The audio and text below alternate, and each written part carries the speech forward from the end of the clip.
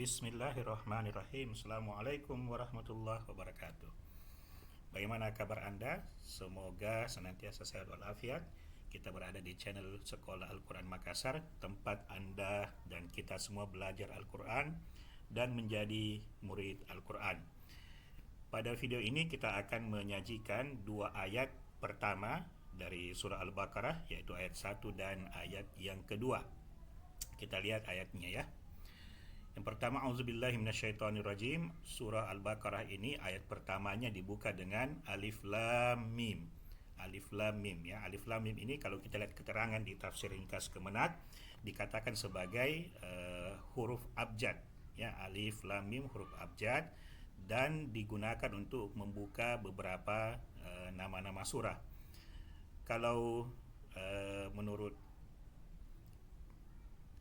Quraisy Shihab, Alif Lam Mim ini juga digunakan untuk sama ya, juga digunakan untuk rangkaian kata-kata yang huruf-huruf lepas atau huruf-huruf yang dieja ini ya, dimaksudkan sebagai kemukjizatan Al-Quran.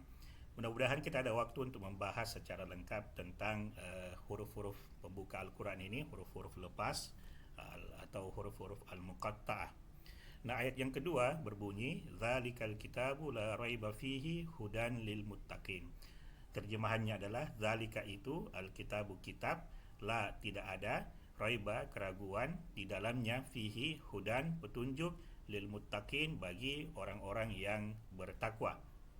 Kalau kita lihat tafsir ringkas Kemenak, di sini kita lihat orang-orang yang bertakwa itu disebut adalah mengikuti segala perintah Allah dan menjauhi segala larangannya agar terhindar dari siksa. Nah, adapun menurut Quraisy Shihab, orang-orang bertakwa itu adalah orang yang mencari kebenaran, menghindari bahaya dan sebab yang menjurus kepada hukuman.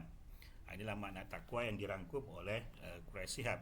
Sementara zalikal kitabu la raiba fihi hudal lil muttaqin, kitab Al-Quran ini tidak ada keraguan padanya, petunjuk bagi mereka yang bertakwa, merupakan terjemahan dari satu ayat.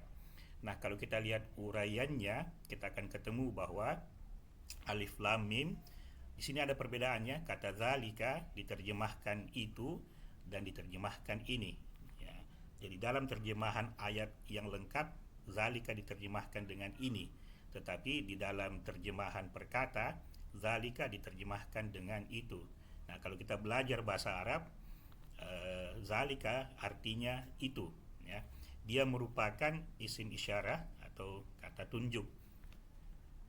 Al-kitabu artinya kitab. Di sini ada penjelasan bahwa kitab yang dimaksud itu adalah Al-Quran. Tapi kalau kita pakai berdasarkan perkata, Al-kitabu itu kita terjemahkan dengan kitab tersebut atau kitab itu ya. Akar katanya adalah kaf, ta, dan ba. La ini artinya tidak ada atau tidak. Dia merupakan harfun, huruf yang bermakna ya. Dia dari jenis nafiyah lil jins ya. Sementara kata raiba ini adalah isim, artinya adalah keraguan ya. Ra, iya, dan ba merupakan akar katanya, dia adalah bentuk isim. Adapun fihi ini artinya di dalamnya atau padanya. Kata hi ini merujuk kepada, dia adalah dhamir, kata ganti diri, dia merujuk kepada Alkitab atau Al-Quran. Nah, adapun kata fi merupakan huruf yang bermakna harfun, dia dari jenis huruf jar atau kata depan atau preposisi dalam bahasa Inggris. Nah, adapun makna kata hudan adalah petunjuk ya. Di sini kita terjemahkan dengan petunjuk, instruksi, ajaran atau arahan.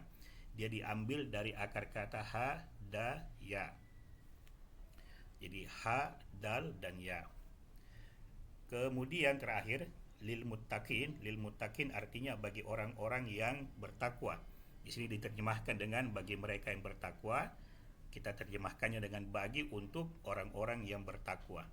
Kata muttaqin ini diambil dari akar kata waw, qaf, dan ya, dan dia merupakan isim yang menunjukkan pelaku ya. Isim atau kata benda yang menunjukkan pelaku, dan dia ma'rifah ditandai dengan alif lam. Kemudian yang mendahului kata muttaqin ini adalah harfun, yaitu li, yang dikategorikan sebagai harfu jar atau kata depan atau preposisi dalam bahasa Inggris. Nah, kalau kita lihat uraiannya dalam bahasa Arab, kita akan ketemu dengan seperti ini, kurang lebih sama dengan yang tadi telah dijelaskan dalam versi bahasa Indonesia. Dan kalau kita lihat kaitan antara satu kata dengan kata yang lain, kita akan temukan grafik seperti ini, ya, bahwa zalikal kitabu, al-kitabu ini merupakan badal atau pengganti dari kata zalika. La ini adalah harf nafiyah lil jins tadi, yaitu huruf yang berarti tidak atau meniadakan, menegasikan sesuatu. Sementara raiba ini adalah isim dari la, dan fihi ini kalimat jar dan majrur. Ya, jarnya itu adalah fi dan hi-nya ini adalah majrur. Nah, adapun hudan lil muttaqin, hudan adalah khabar dari kata zalika. Kemudian lil muttaqin ini, lil muttaqin ini merupakan bentuk kata jar majrur, ya, kan ada huruf lam di sini dan ada muttaqin. Untuk melihat lebih detail, kita bisa lihat di sini rangkaian hubungan atau relasi antar kata, tapi kurang lebih sama seperti yang tadi dijelaskan.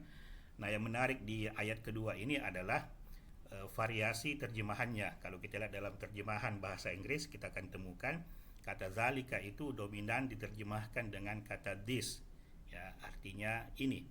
Nah, kemudian muttaqin itu diterjemahkan dengan God conscious atau mindful of Allah, mereka-mereka yang sadar akan Allah Subhanahu wa taala.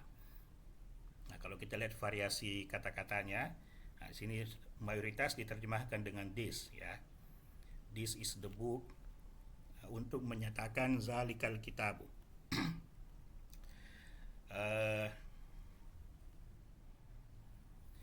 Ini ada satu yang menulis that is the book. Ini konsisten dengan kata zalikal kitabu, ya, righteous, pious, dan seterusnya. Itu adalah variasi terjemahan kata muttaqin atau kata takwa dalam bahasa Arab. Nah, variasi terjemahan ini tentu kita tidak perlu perdebatkan, karena ini menjadi suatu kekayaan kita dalam memahami Al-Quran dari berbagai sudut pandang. Nah, demikian untuk penjelasan tentang surah Al-Baqarah ayat 1 dan ayat kedua ini. Saya ucapkan semoga Anda senantiasa sehat walafiat, bahagia dan penuh cinta kasih. InsyaAllah kita sambung ke ayat berikutnya, ayat ke-3 dan 4 di video yang lain. Syukran. Assalamualaikum warahmatullahi wabarakatuh.